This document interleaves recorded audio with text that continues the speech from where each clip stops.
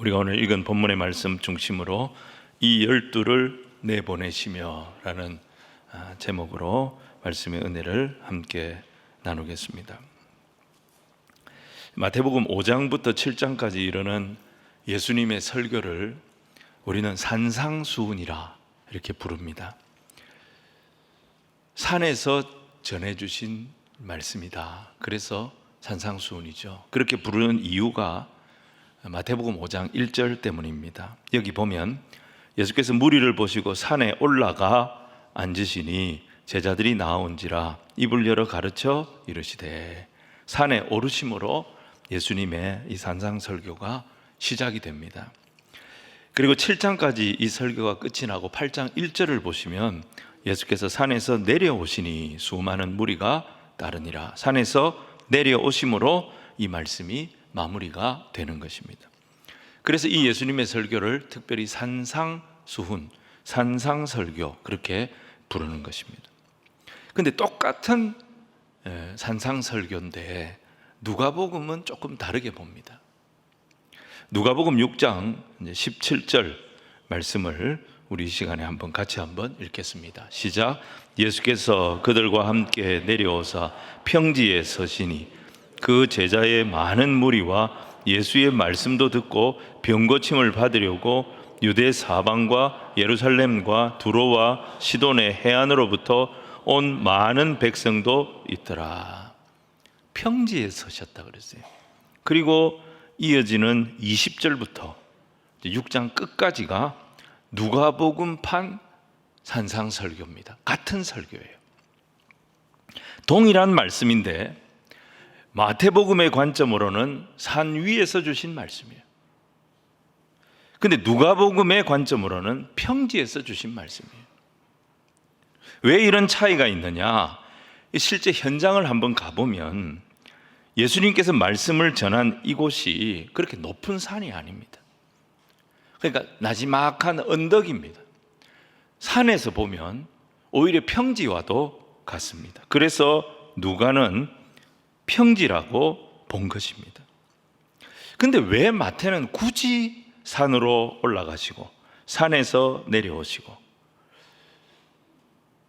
이 설교를 산에서 하신 설교다, 그걸 마태가 강조하고 있느냐? 거기에는 이유가 있습니다.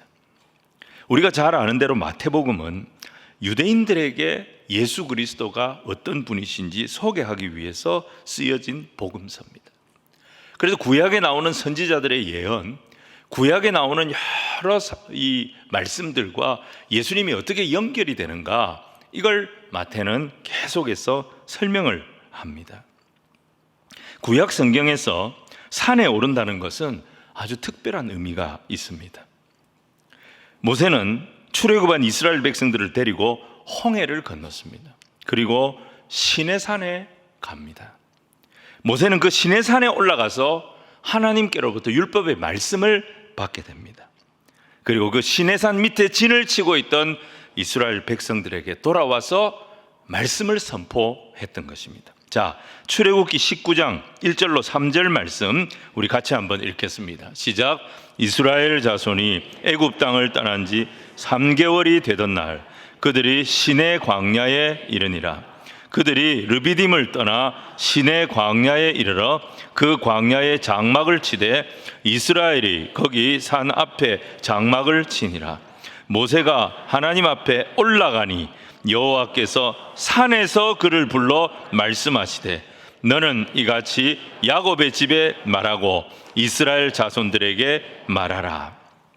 모세가 시내산에서 이스라엘 백성에게 하나님 말씀을 전했던 그 모습을 마태는 지금 유대인들에게 예수님께서 산상에서 설교하시는 모습을 보면서 연상을 시켜주고 있는 것입니다.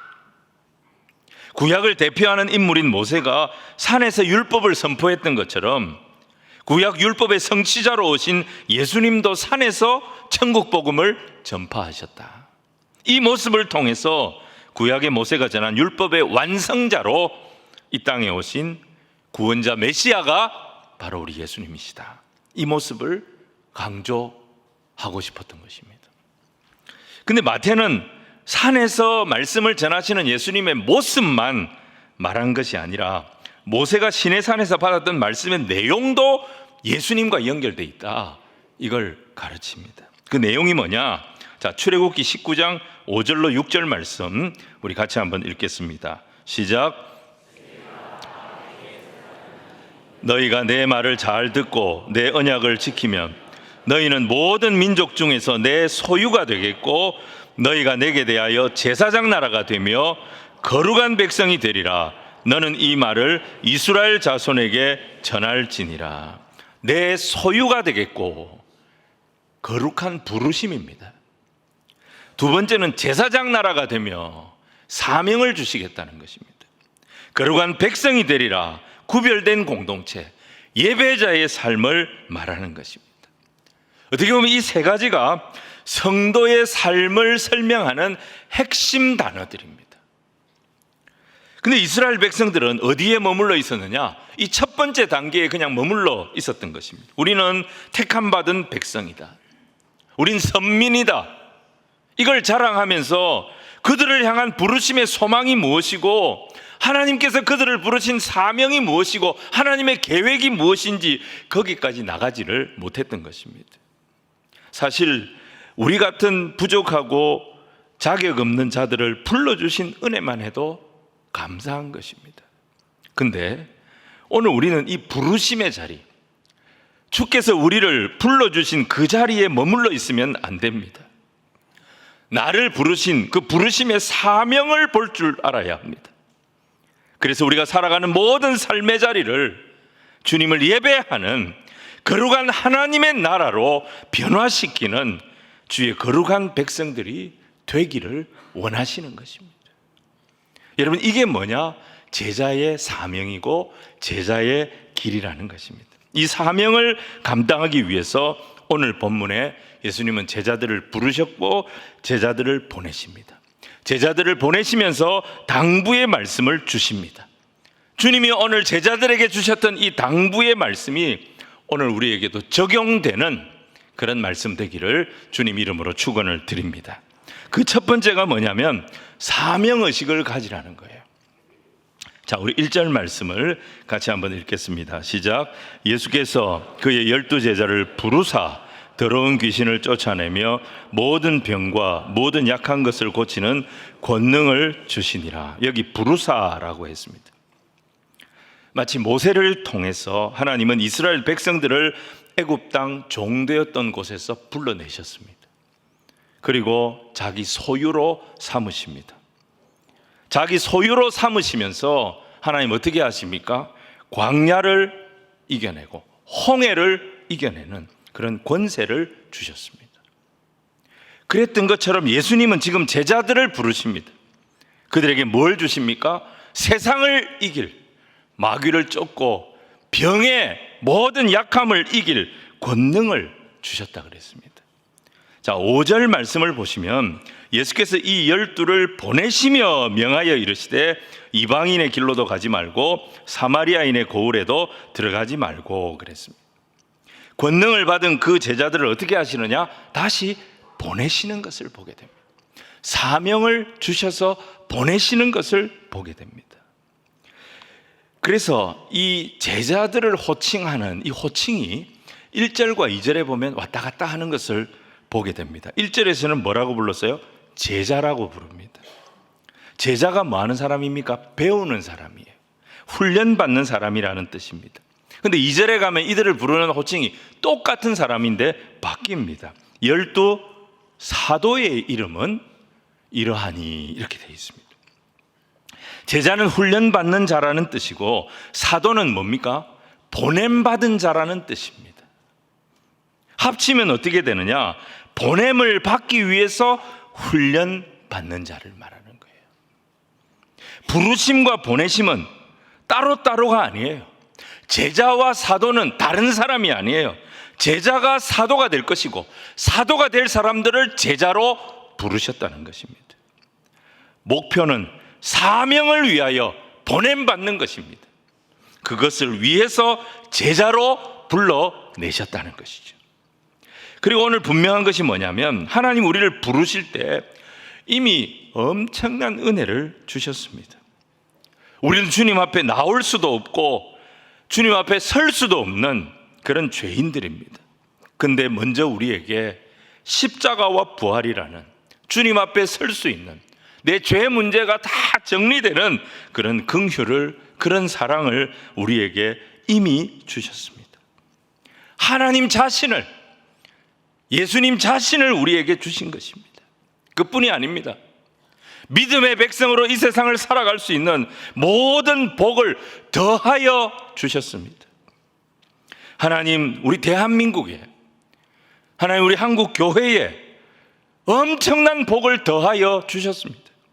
여러분, 오늘이 6월 25일입니다. 73년 전 6.25 전쟁이 터지던 1950년 6월 25일도 주일날이었습니다. 주일 새벽 4시에 전쟁이 터집니다. 38선으로 남과 북이 갈라져 있었는데 그 38선을 넘어 소련제 T-34 전차를 끌고 북한군이 남침을 한 것입니다. 그 후로 1953년 7월 27일 정전협정, 휴전협정이 맺어질 때까지 3년 1개월 동안 이 땅에서 전쟁이 있었습니다. 온 국토가 피바다가 됐습니다. 가옥의 60%, 전 국토의 60%가 파괴가 되어졌습니다. 대한민국은 그때 완전히 폐허가 된 것입니다. 하지만 하나님은 이 나라를 그 전쟁의 폐허 속에서 70년 만에 전 세계가 주목하는 나라가 되도록 다시 일어서게 해주셨습니다.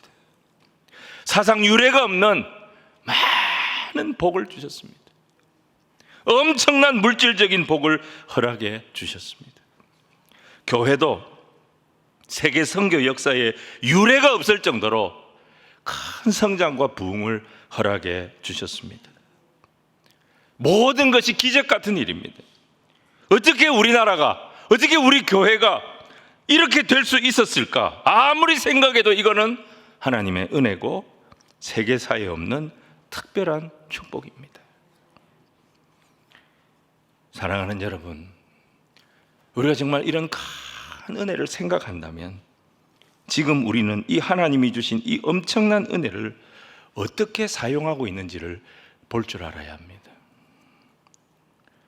받은 그 큰 은혜로 우리는 하나님 앞에 어떤 감사를 하고 있습니까? 받은 그 큰 은혜로 이 나라를 향하여, 열방과 땅끝을 향하여, 전쟁과 기근과 전염병 속에 있는 이 땅 구석구석을 향하여 우리는 어떤 은혜를 흘려보내고 있느냐는 것입니다. 오히려 저 북한의 유물론자들처럼 또 다른 유물론자들이 되어서 황금을 숭배하고 성공을 숭배하고 번영을 숭배하고 그런 또 다른 물질주의자들이 되어져 있지 않느냐는 것입니다. 여러분, 우리가 이제 밥 먹고 살 수 있게 되었다면 이제는 하나님 나라를 생각할 수 있는 저와 여러분이 되기를 축복합니다. 의식주를 해결해 주셨어요. 너무 잘 먹고 있어요. 이런 긍휼을 우리가 입었다는 것을 기억한다면 이제는 이 땅 위에 하나님의 사랑이, 하나님의 평화가, 주의 복음이 편만케 되는 일에 우리가 어떻게 하면 좀 더 쓰임 받을 수 있을까? 헌신할 수 있을까? 수종될 수 있을까? 이것을 고민하는 우리 모두가 되어져야 될 줄로 믿습니다. 사명으로의 헌신은 은혜를 기억할 때 이루어집니다. 나는 은혜 받은 자다. 나는 긍휼을 입은 자다. 너무나 많은 은혜를 입었다. 하나님의 사랑이었다. 이걸 기억하는 사람이 헌신하는 거예요. 그 사랑에 감사할 줄 아는 사람, 주께서 내게 부어주신 그 사랑에 감사할 줄 아는 사람이 사명의 자리에 나가는 것입니다. 여러분, 은혜를 잊어버린다면, 감사를 잊어버린다면 우리는 어떤 제자 훈련을 받았다 할지라도 어떤 목사의 제자는 될 수 있을지 몰라도 그리스도의 제자는 될 수 없는 겁니다. 두 번째 기억해야 될 것은 패배주의를 극복하라는 것입니다. 많은 사람들이 입만 열면 부정적인 얘기합니다. 특별히 목회자들이 그런 말을 합니다. 여러분, 우리의 말에 권세가 있다는 거 알아야 됩니다. 그래서 부정적인 말을 계속 하게 되면 우리의 이성이 거기에 딱 맞춰서 반응을 합니다. 우리의 몸이 거기에 딱 맞춰서 반응을 합니다. 더 이상은 어렵다, 안 됩니다. 그러면 끝났다, 진짜 끝납니다. 여러분, 이런 소리를 계속 듣다 보면 우리의 이성은 그 이상을 생각을 안 합니다. 우리의 몸은 그 이상의 반응을 하지 않는 것입니다. 이게 패배주의입니다. 예수님은 제자들을 보내실 때 무슨 말씀을 하셨습니까? 어려운 형편 설명하지 않았습니다. 설득하지 않았습니다. 7절과 8절 말씀을 우리 같이 한번 읽겠습니다. 시작. 가면서 전파하여 말하되 천국이 가까이 왔다 하고 병든 자를 고치며 죽은 자를 살리며 나병 환자를 깨끗하게 하며 귀신을 쫓아내되 너희가 거저받았으니 거저주라. 우리 예수님의 명령은, 우리 예수님의 말씀은 거침이 없어요. 10장 1절에 보면 그 권능을 이미 다 주셨다 그랬습니다. 주님께서 우리에게 헌신을 요구하실 때, 주님께서 우리에게 순종을 요구하실 때 이미 하나님은 주실 것 다 주신 뒤에 요구하신다는 사실을 기억해야 됩니다. 이미 내 안에 있다는 거예요. 그리고 하나님 편에서 어떻게 지원할 건지, 어떻게 도와줄 건지 그 계획도, 그 준비도 다 끝났기 때문에 순종을 말씀하시는 것입니다. 에베소 1장 18절 보시면 사도 바울이 에베소 교회 성도들을 위해서 이 기도를 합니다. 우리 같이 한번 읽겠습니다.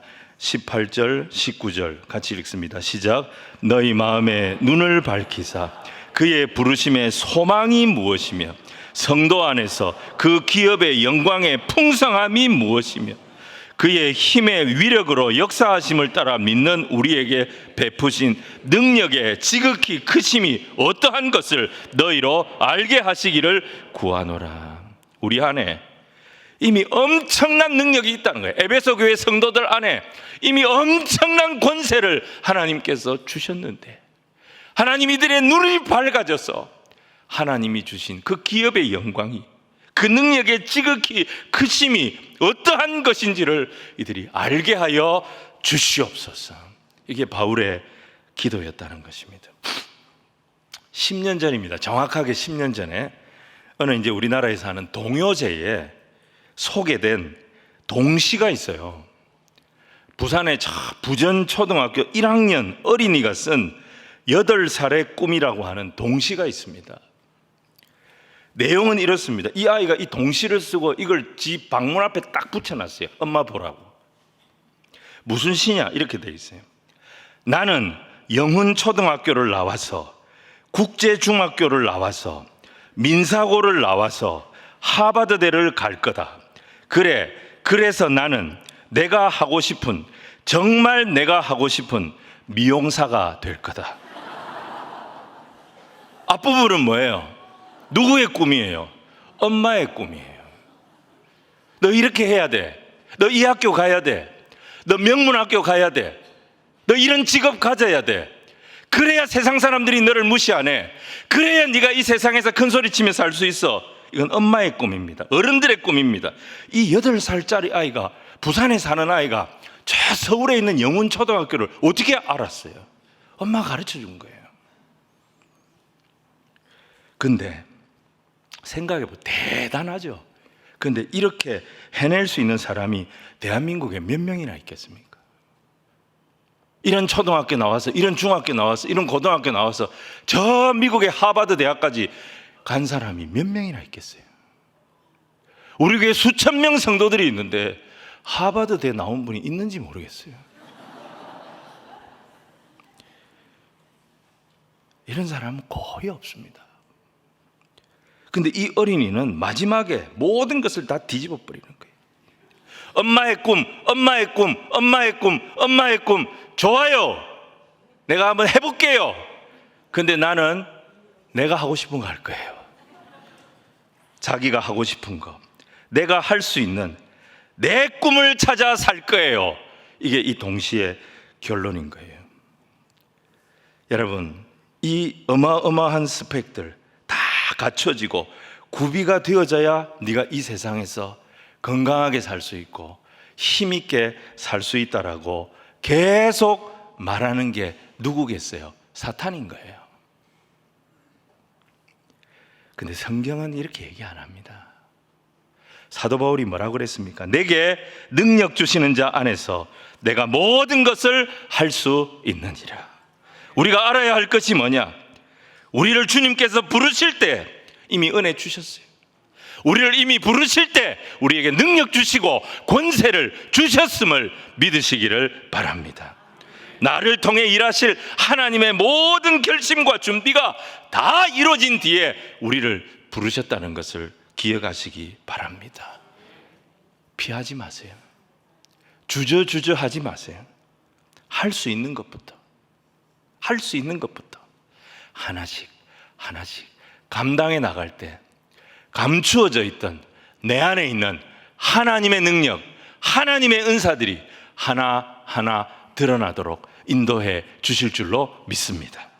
오늘 본문 1절 보시면요, 예수님 제자들에게 귀신 쫓고 병과 약한 것 고치는 권능 주셨다 했는데 2절에 뭐가 나오느냐? 제자들 이름이 나와요. 제자들의 실명을 다 공개해요. 예수님이 그들의 직업까지 공개해요. 그 아버지가 누군지까지 다 공개해요. 너무 심한 거 아닙니까? 왜 공개하셨을까요? 우리를 위해서입니다. 우리에게 자신감을 주시려고. 이 사람들 봐라, 제자, 사도된 자들 봐라, 특별한 사람 하나도 없다. 갈릴리의 평범한 어부들이다. 모두에게 욕먹는 세리도 있다. 이런 자들을 내가 보냈다. 5절 보시면 예수님께서 이 사람들을 세상에 보내세요. 누가복음 6장 12절 보시면 이들을 보내시면서 예수님 밤새도록 기도하셨어요. 밤새도록 기도하신 뒤에 이들을 사도로 세우셨다 그랬습니다. 그리고 이들을 통해 주님의 놀라운 역사가 일어나도록 인도하여 주셨습니다. 우리가 알아야 됩니다. 이렇게 쓰임 받는 거예요. 내가 부족해도, 내가 연약해도 주님의 부르심에 순종할 때 이미 주신 능력, 주께서 부어주시는 능력이 바로 이런 거구나. 그걸 깨닫게 되는 것이고, 그거 알도록 하시려고 제자들이 어떤 사람들인지 기록에 남겨서 다 공개하신 겁니다. 자, 9절에 뭐라고 되어 있냐면요, 너희 전대에 금이나 은이나 동을 가져가지 마라 그랬습니다. 그럼 뭐 가지고 갑니까? 비상금이라도 좀 가져가야 될 거 아닙니까? 말씀에 순종하는 믿음 하나면 가봐라, 충분할 거다, 충분할 거다, 이 말씀을 주신 것입니다. 제자들 순종했을 때 누가복음을 보시면요, 누가복음 9장 6절을 보시면 제자들이 나가 각 마을을 두루다니며 곳곳에서 복음을 전하며 병을 고치더라. 예수님이 하셨던 그 역사를 자기들이 하는 것을 보게 될 뿐 아니라 7절을 보시면, 그 다음 절 7절을 보시면 분봉왕 헤롯이 이 모든 일을 듣고 심히 당황했다 그랬습니다. 제자들이 말씀 순종할 때 자기 안에 세상이 감당 못할 권위가 있다는 것을, 권세가 있다는 것을 보여주십니다. 사랑하는 여러분, 패배주의에 젖어 있으면 아무것도 못합니다. 우리를 부르실 때 지위 주셨습니다. 우리를 부르실 때 하나님의 자녀라는 신분 주셨습니다. 우리를 부르실 때 이미 내 안에 성령의 능력을 주셨음을 믿음으로 선포하시기 바랍니다. 담대하게 내 삶의 자리에서 주의 뜻에 순종할 수 있는 저와 여러분이 되기를 주님 이름으로 축복합니다. 세 번째는 뭐냐면 축복하라는 거예요. 자, 11절과 12절 말씀을 우리 같이 한번 읽습니다. 시작. 어떤 성이나 마을에 들어가든지 그 중에 합당한 자를 찾아내어 너희가 떠나기까지 거기서 머물라. 또 그 집에 들어가면서 평안하기를 빌라. 여기 보시면 합당한 자가 있다는 거예요. 어디를 가든지 믿는 자가 가는 곳에 예비된, 하나님께서 예비한 사람이 있다는 거예요. 그러니까 어느 곳에 가든지 반드시 복음에 합당한 자가 나오니까 소망을 가지고 가라는 거예요. 그래서 복음 들고 가는 사람은 항상 어떤 말을 해야 되느냐? 누가 합당한 자인지 모르잖아요. 축복의 말을 하라는 것입니다. 말을 참 무례하게 하는 사람들이 있습니다. 세상에서는 아주 무례하게 행동하고 무례하게 말하는 사람이 있으면 사람들이 그 사람하고 상종을 안 합니다. 근데 세상보다 훨씬 인격적이어야 할 교회 안에서 들어보면 아주 무례한 말을 하는 것을 볼 때가 있습니다. 여러분 잘 생각해 보십시오. 우리가 가진 복음의 내용이 뭡니까? 사랑입니다. 하나님이 세상을 이처럼 사랑하사 독생자를 주셨습니다. 이게 복음이에요. 예수님은 이 사랑을 가지고 이 세상에 오셔서 십자가에서 우리를 향한 하나님의 사랑이 어떤 사랑인지 확증하여 보여주셨습니다. 복음은 사랑이에요. 이 사랑의 복음을 전하는 우리의 태도도 사랑의 태도여야 됩니다. 우리의 태도가 무례하다, 우리의 태도가 천박하다, 다른 사람 불편하게 한다, 다른 사람 거북하게 만든다, 누가 그가 전하는 복음을 받겠습니까? 복음은 인격적으로 전해져야 하는 것입니다. 오늘 성경이 뭐라고 합니까? 12절에 보면 또 그 집에 들어가면서 무엇을 빌라고요? 평안을 빌어라 그랬습니다. 만나면 뭐부터 하라고요? 축복부터 하라는 것입니다. 우리 교회는 예배 마친 뒤에 파송에 찬양할 때 성도들을 축복합니다. 저는 이 시간이 너무 좋아가지고 지금도 막 기다려집니다. 막 다 마치고 막 다 끝내고 바로 이거부터 했으면 좋겠어요. 사랑하는 여러분, 우리가 사람을 만날 때 항상 뭘 준비해야 되냐면 축복의 언어를 준비할 필요가 있습니다. 먼저는 자기를 좀 축복해야 돼요. 자기 자신을 좀 축복. 내가 어떤 존재인가? 하나님께서 자기 아들과 바꾼 존재다. 예수님께서 자기 생명과 바꾼 존재다. 나는 존귀한 자다. 나는 하나님의 둘도 없는 자녀다. 여러분, 자기 자신을 항상 먼저 축복할 수 있는 그런 저와 여러분이 되기를 소원합니다. 그리고 다른 사람을 축복하는 거예요. 누구든지 만나는 사람을 축복할 준비를 하고 있는 거예요. 어디 개업하는 사람을 만났다 그러면 하나님 이 업장에 은혜 주시기를 축복합니다. 그렇게 말하는 거예요. 하나님 저 사람 거래처까지 복을 받는 은혜를 허락해 주십시오. 기도하는 거예요. 그냥 그게 입에서 자연스럽게 나오게 하라는 거예요. 서양 사람들은 만나기만 하면 God bless you, God bless you. 축복의 말이 입에 붙어 있어요. 성도의 능력이 어디서 나오느냐? 여러분, 이 축복에서 나오는 거예요. 미혼 성도가 있으면, 요즘은 결혼 안 하고 점점 나이가 좀 들어갑니다. 그래서 미혼 성도가 있으면 뭐라고 우리가 복을 줘야 됩니까? 좋은 믿음의 가정 분명히 이루게 하실 줄로 믿는다. 내가 너를 축복한다. 그렇게 말해주는 거예요. 네 나이가 몇 살인데 아직 혼자 있노? 이런 소리 하면 안 되는 겁니다. 판을 깨는 사람들이에요, 그 사람들. 자, 13절, 우리 13절과 14절 같이 한번 읽겠습니다. 시작. 그 집이 이에 합당하면 너희 빈 평안이 거기 임할 것이요 만일 합당하지 아니하면 그 평안이 너희에게 돌아올 것이니라. 누구든지 너희를 영접하지도 아니하고 너희 말을 듣지도 아니하거든 그 집이나 성에서 나가 너희 발에 먼지를 떨어버리라. 여기서 발에 먼지를 떨어버리라는 말은 네 말을 받아주지 않는다고 그 사람 저주해버리라, 이 말이 아닙니다. 그 사람이 너를 영접하지 않고 네가 전한 복음을 거부한다 할지라도 그건 네 책임 아니다, 이 말이에요. 네가 최선을 다했고 네가 정성을 다했으면 그걸로 충분한 거다.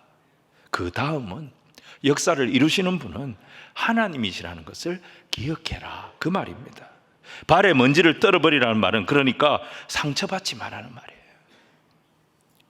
다른 사람한테 가면 된다는 거예요. 좋은 예가 되는 본문이 사도행전 13장입니다.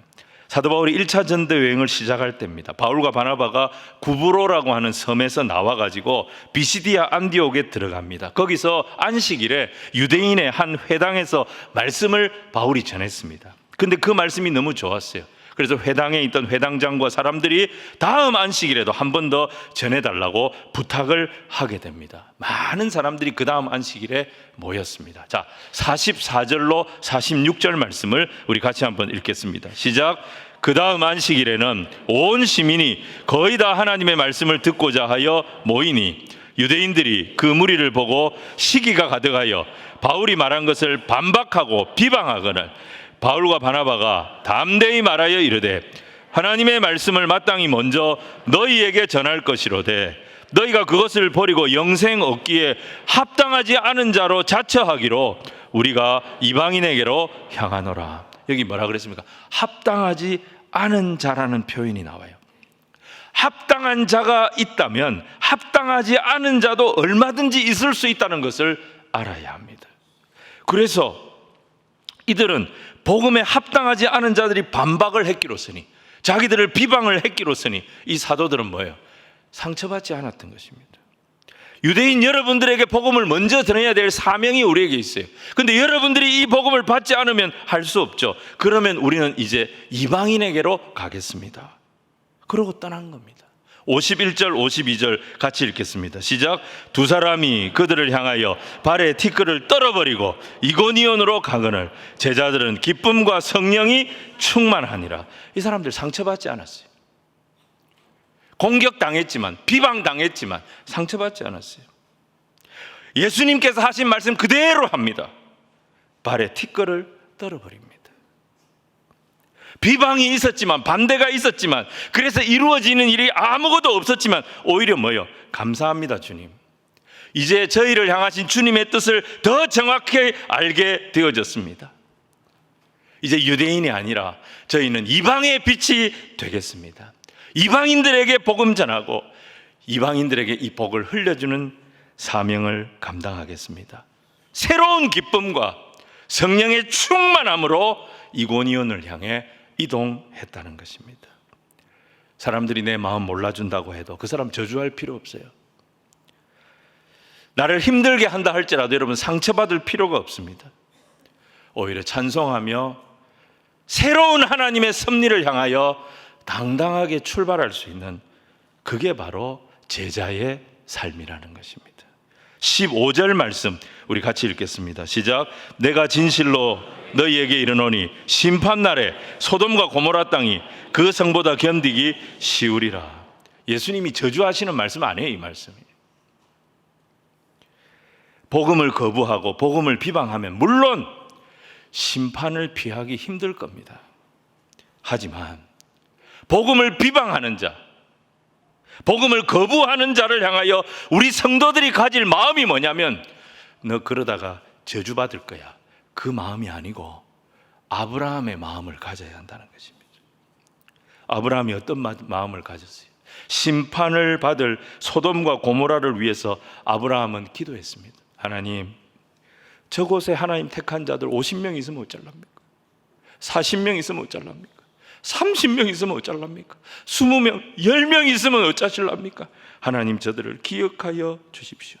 중보하며 기도했던 사람이 아브라함이었습니다. 여러분, 제자된 저와 여러분의 마음이 우리가 전하는 복음을 거부하고 비방하는 자를 향하여 아브라함의 마음으로 그들을 위하여 중보할 수 있는 우리 모두가 되어야 될 줄로 믿습니다. 그게 축복하는 거예요. 그게 축복하는 거예요. 오늘 예수님께서 우리에게 주신 말씀을 기억하십시오. 우리를 부르신 것은 사명 때문에 부르셨습니다. 능력과 은혜는 이미 주셨음을 기억하시기 바랍니다. 부정적인 말, 패배의식 버리고 우리가 순종하기 시작하면 역사가 일어나기 시작할 것입니다. 그리고 누구를 만나든지 예의를 갖추고 그를 축복하십시오. 어디를 가든지 거기에 복음에 합당한 자가 예비되어져 있을 것이다. 기대와 소망을 가지고 그 사람을 찾으십시오. 그를 만나게 해달라고 기도하십시오. 그리고 없으면 그들을 위해 중보하고 또 찾아가면 되는 것입니다.